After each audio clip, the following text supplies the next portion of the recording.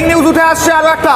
রাতে মিসাইল ও ড্রোন হামলা জঙ্গি ঘাঁটিতে, যে খবর আমরা দেখাচ্ছি, জৈশ-ই মোহাম্মদের ঘাঁটি ধ্বংস হয়েছে। 24টি মিসাইল পরপর আছড়ে পড়েছে জঙ্গি ঘাঁটিতে। অর্থাৎ স্যার বুঝুন, 9টা জঙ্গি ঘাঁটি, 24টা মিসাইল হামলা চালায় ভারতীয় বায়ুসেনা এবং সমন্বয় রেখেছিল ভারতীয় স্থলসেনা এবং নৌবাহিনী। প্রত্যেকটা ডিপার্টমেন্টের থেকে প্রত্যেকটা বাহিনীর একটা কোঅর্ডিনেশন ছিল।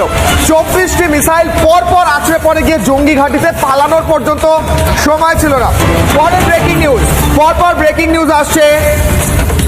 আরো বড় ব্রেকিং, সন্ত্রাসবাদীদের কোনো রেয়াত নয়, হুঙ্কার বিদেশমন্ত্রী এস জয়শঙ্করের। অপারেশন সিঁদুর নিয়ে পোস্ট করেছেন বিদেশমন্ত্রী এস জয়শঙ্কর। এর আগে আমরা দেখেছি পোস্ট করেছেন রাজনাথ সিং এর পোস্ট দেখেছিলাম, প্রতিরক্ষা মন্ত্রী। আমরা দেখেছি বিভিন্ন মন্ত্রী নেতা পোস্ট করছেন, কিন্তু এবার এস জয়শঙ্কর, যিনি পুরো ডিপ্লোম্যাসিটা হ্যান্ডেল করছিলেন, পুরো কূটনীতিটা হ্যান্ডেল করছিলেন, তিনি পোস্ট করেছেন এই হামলার পর বিশ্বের সব দেশ ভারতের পাশে, এমনকি চায়না পর্যন্ত একটা শব্দ বলেনি। এইটা হচ্ছে কূটনীতি। স্যার অরিন্দম স্যার, আসি আপনার কাছে। আমি আর কে স্যারের কাছে আরো একবার যাব, গ্রুপ ক্যাপ্টেন আর কে দাস স্যার। এই হচ্ছে ভারতের শক্তি, একদিকে কূটনীতি। আচ্ছা, আমি আর কে দাসের সঙ্গে যোগাযোগ বিচ্ছিন্ন, আমি অরিন্দম স্যারের কাছে যাচ্ছি। তার আগে আমি আরো একবার জানিয়ে রাখি, ব্রেকিং নিউজ এলো পরপর দুটো। 24টা মিসাইল পরপর আসলে পরে জঙ্গি ঘাঁটিতে। মিসাইল হামলা চালায় ভারতীয় বায়ুসেনা, ড্রোন হামলা চালায় ভারতীয় বায়ুসেনা, নিখুঁত লক্ষ্যে পরপর আঘাত। আর সন্ত্রাসবাদীদের কোনো রেয়াত নয়, পোস্ট করেছেন বিদেশমন্ত্রী এস জয়শঙ্কর।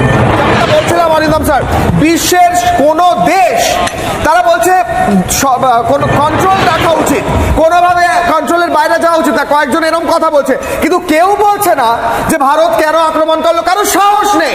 ভারত মহাশক্তিধর আর পাকিস্তান সন্ত্রাসবাদী রাষ্ট্র, আর গোটা বিশ্ব ভারতের পাশে। স্যার, এই হচ্ছে কূটনীতি আর এই হচ্ছে যুদ্ধনীতি। দেখো, এটা আমি তোমাদেরকে আগেও বলেছি যে আজকে মিস্টার জয়শঙ্কর যে জায়গাটা পৌঁছেছে, যারা দর্শকবৃন্দ ওনার বক্তব্যগুলো শুনেছেন, উনি যেভাবে উত্তর দিচ্ছেন, তাতে কিন্তু সাধারণ মানুষ থেকে শুরু করে সারা বিশ্বের মানুষ কিন্তু আজকে উপলব্ধি করতে পেরেছে যে সৃষ্টি এবং ধ্বংস এক হতে পারে না।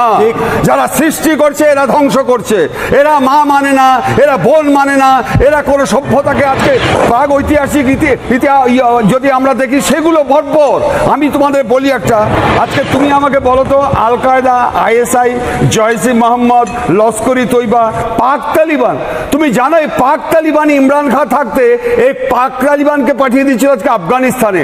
আজকে যে আফগানিস্তান পাক তালিবান, তারা কিন্তু দেখো আজকে কিভাবে আজকে পাকিস্তানকে বুঝতে পেরে গেছে যে এরা হচ্ছে অসভ্য বর্বর, যার জন্য আজকে আফগানিস্তান পর্যন্ত আজকে অ্যাটাক করে দিচ্ছে। বালুচিস্তান ছেড়ে দাও। কিন্তু আমি তোমাকে আরেকটা কথা বলি,